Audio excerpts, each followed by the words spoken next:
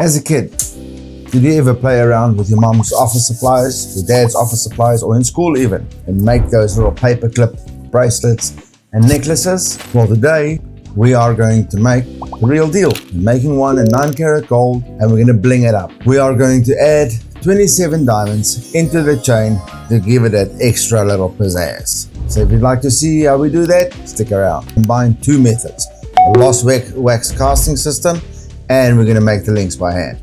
So we're going to use the lost wax casting system to make the little settings for the diamonds, and then we'll do the rest of the chain by hand, and I'll show you how. So what is a paperclip chain or bracelet, and where did it originate from? Well, I googled it, and Wikipedia says this: the paperclip chain, a style of jewelry featuring elongated interlocking links resembling paperclips, was notably brought into the spotlight by Coco Chanel, who created exclusive pieces in the 1970s. While often associated with the 1970s, the design draws inspiration from Victorian-era belcher chains. So a belcher chain is a round thing. Don't know how they got the two, don't know. I actually always thought that the paperclip chain or bracelet was one of the first styles of bracelets or necklaces to be made, because it's fairly straightforward. You just make a link and elongate it and solder it and done. Interlink them, you've got a nice long necklace, quite easily made and put together. And who am I? I'm just a lonely jeweler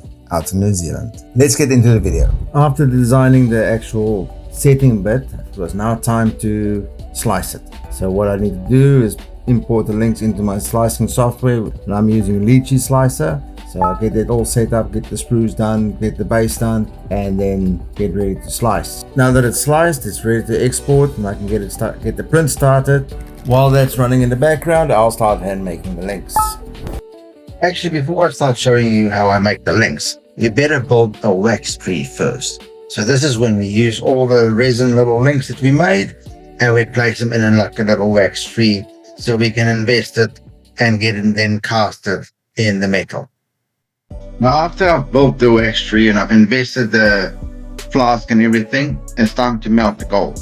So I melt the gold and I place the flask on the vacuum base, and it's time to cast. So I pour the metal into the flask, then let it sit for about a minute or so, and it's time to quench. And quenching it just means dipping the flask into water to break up all the investment powder so we can get the actual gold links out. Now that we have the gold links cut, you might notice I have some jump rings there as well, and I'll show you the next scene how I've done those. But first, we have to clean up all the links, all the setting links for that matter. First we get the diamonds together, and after I've placed all the links onto jet set, that's a grey substance that you can see there behind the links. Get the right size burr, and we start drilling and burring the settings open in order for the stones to fit nicely.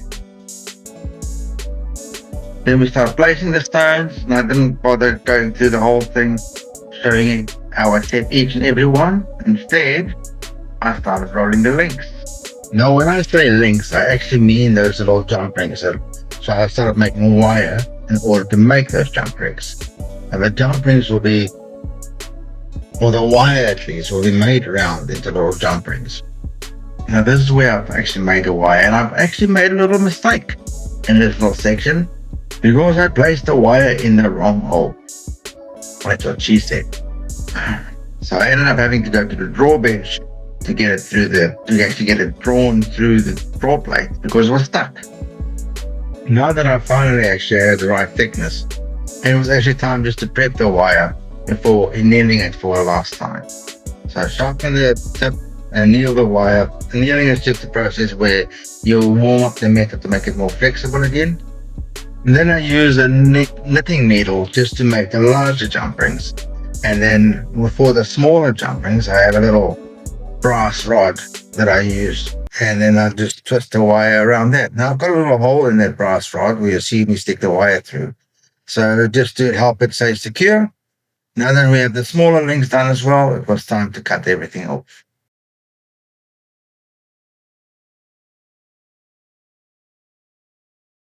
Now that we have all the jump rings cut, it was time to get all those ends aligned and then prep them for soldering.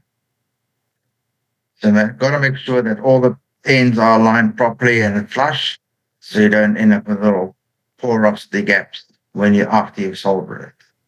So you only need tiny bits of solder to actually solder these links together.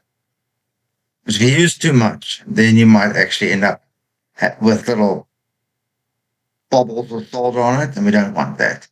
So after soldering, I put it on a piece of wire, and that was just delayed in the acid, and I didn't have to then pick all the jump rings out one by one. And once that was cleaned up, I started shaping the links and getting them ready to start linking up.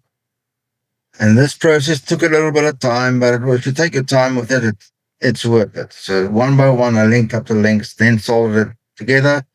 And it's lovely to see how the links or the chain start to take shape. Let's quickly watch the customer's reaction when she gets see the chain for the first time. Oh, ooh. Oh, pretty.